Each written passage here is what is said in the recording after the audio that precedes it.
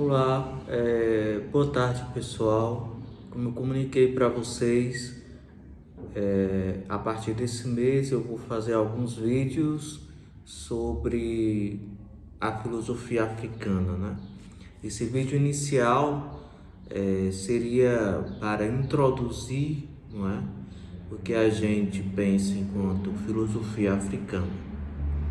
Primeiro momento, né, pensar que a filosofia, ela não apenas é africana, mas ela nasceu, né, a filosofia na perspectiva grega, né, ela nasceu lá na Grécia, como também, não é, as filosofias indiana, chinesa, nasceram nos seus respectivos territórios, os territórios dessas comunidades, por meio de uma abstração ou racionalização da sabedoria popular comum, e essa sabedoria foi gerada justamente por meio das experiências, né, das experiências. Então, muitas vezes essas sabedorias, elas estão conectadas às religiões antigas desses povos, não é? Então, não foi diferente. Na Grécia Antiga, não é? Antes da chamada filosofia clássica, nós tivemos um processo aí de racionalização dos mitos gregos. E os mitos gregos eram ligados justamente a essa religião antiga grega, né? Essa religião antiga grega politeísta que gerava, criava, não é, sabedorias, né? Como também essas sabedorias, elas também provinham, né, das experiências cotidianas por meio do olhar para aquilo que dá certo ou não dá certo. E logicamente, né, a manutenção ou a continuidade daquilo que causava elementos positivos na vida da sociedade ou de determinados grupos, elas vão se perpetuando, ou seja, essas práticas sociais vão se perpetuando, fazendo com que em determinado momento, determinados pensadores intelectuais buscassem racionalizar essas práticas que eram feitas por meio de reprodução, quando você reproduz uma prática sem racionalizar esse processo. Então, esses intelectuais e pensadores vão então racionalizar esse processo, pensando, portanto, elementos não apenas teóricos, mas também metodológicos. Então, quando se pensa elementos metodológicos de determinado processo, tem como intenção a reprodução desse processo para além da sociedade que o criou. Então, quando se ainda é sabedoria, esse processo, né, ou essas práticas sociais, elas são produzidas por meio de uma transferência de saber de geração em geração ligado à cultura de determinado território, né? E essa transmissão de saber de forma oral se dá justamente ligado à questão familiar, né? Familiar. É uma herança familiar que vai passando de geração a geração. Quando essa sabedoria ela se racionaliza por meio da filosofia, ela se torna, portanto, um conhecimento universal, aonde em qualquer estado, em qualquer território, em qualquer cultura, se pode, portanto, reproduzir ou produzir essa prática social sem pertencer, por exemplo, a essa descendência familiar, não é? Ou a essa cultura específica. Então veja, grandes territórios, né, produziram filosofia. A Europa, a Índia, a China, ligadas a essa perspectiva de sabedoria e experiência.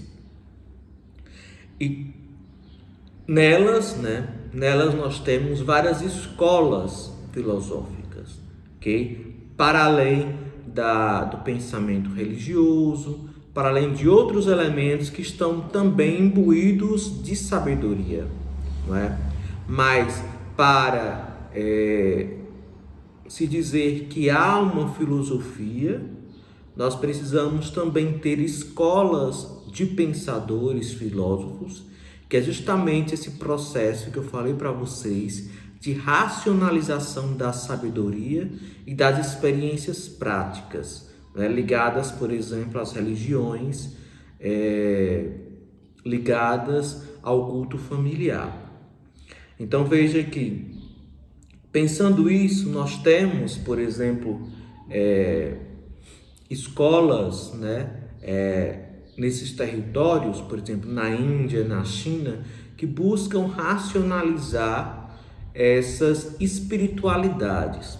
Por exemplo, o confucionismo, o budismo, ok? O budismo. Então, quem conhece um pouco do budismo sabe que não é apenas preceitos religiosos, mas há toda uma racionalização ligada à espiritualidade budista, né? Budista. Então, se pergunta-se, e no continente africano, existe uma filosofia nesse modelo, né? Existe uma filosofia nesse modelo? Bem, se questiona.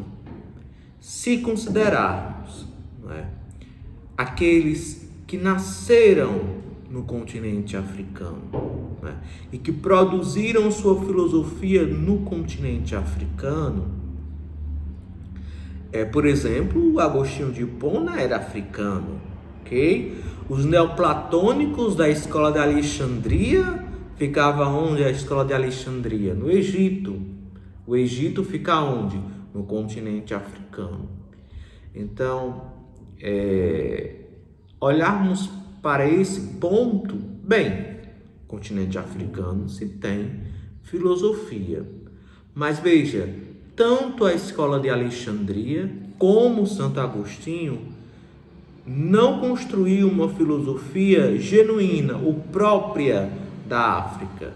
Eles continuaram a tradição grega, né? Grega. Então, eles não... A filosofia deles não nasceu das práticas sociais e religiosas do continente africano. Okay? Do continente africano. Olhando para essa outra questão, aí você pensa, então nós não podemos considerar que a filosofia que a escola de Alexandria e Santo Agostinho criou é uma filosofia africana, ok? É uma filosofia africana.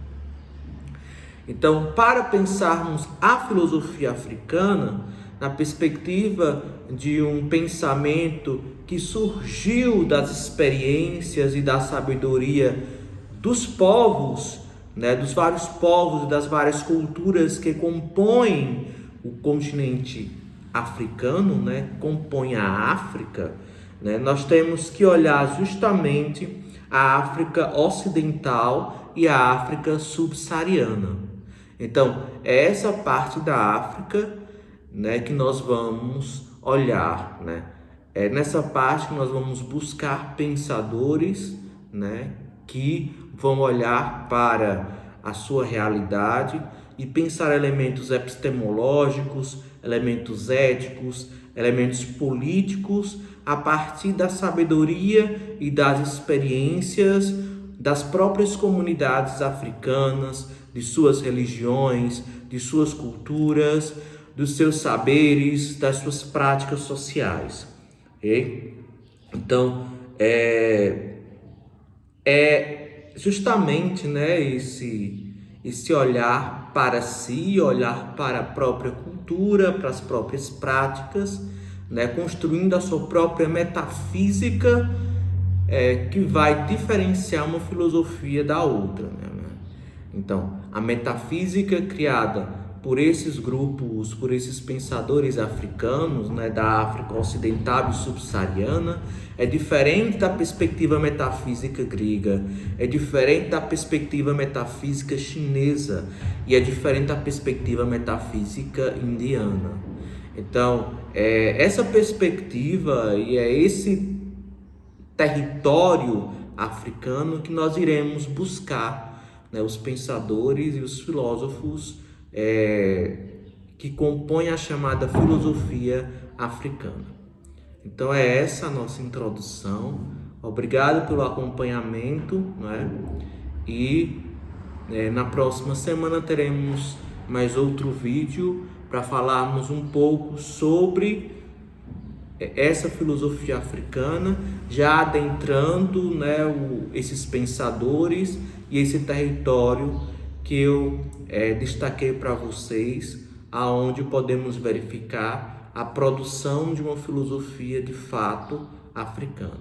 É isso, um abraço e até a próxima.